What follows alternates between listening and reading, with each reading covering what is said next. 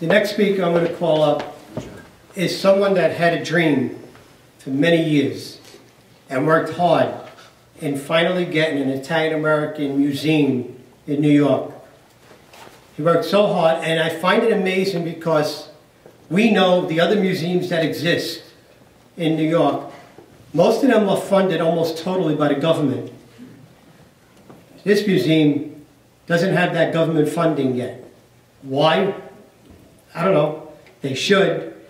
And like someone said before, where are the Italian-American people that have the wealth? How come they're not throwing their money behind this museum? This is a classic reason why we're in the shape we're in. I want to introduce Dr. Joe SCELSA. Well, good afternoon, everybody. I'm not unfamiliar to this podium, not this one particular, but a few others like it that I've been on before. And this is not a new story, it's an old story. We've been fighting this discrimination for a long time. And I call it discrimination, not just defamation.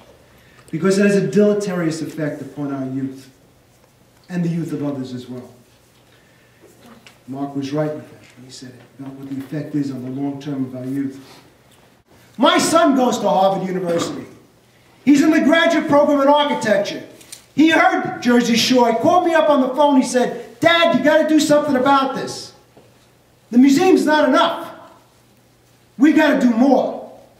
You don't have to win a big case. What you got to do is you got to get to a point where they're afraid to go further. I support Unico wholeheartedly. Unico has fortunately supported me. Everybody knows that. You know, in the museum, I've got a lot of Unicans that have been supportive, and a lot of Unico chapters, and I'm proud to say that I do. We need to take all the means necessary. We need to hold people's feet to the fire, whether it's in the education community, the media community, or the legal community. We have another issue right now in the Southern District of New York. There are a lot of issues we have. We don't have one Italian-American federal court judge. It's ridiculous. Absurd.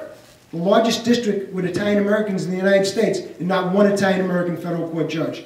And if we don't take care of ourselves and make sure that everybody else pays attention, nobody's going to do it for us. Hillel said it best.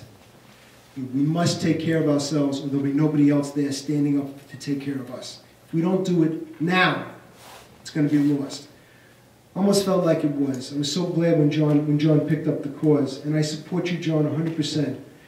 You know, there's only 25 hours in a day. I'll give you 27. But you know, you got to do this. We got to stand up by him. We need to fight this fight. We need to make sure that this doesn't happen to us any longer. For our children and our children's children. It's not about us. And Fred, you deserve to be at the Graduate Center. I will speak up on this. And I want everybody else to do it too. We need to teach the next generation of scholars.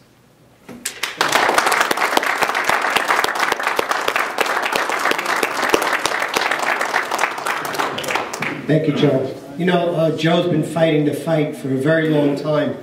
And he's never, ever given up or wavered on the dream that one day Italian-Americans will have the same equality and the same dignity that other groups have. And Joe, I thank you for that. Really.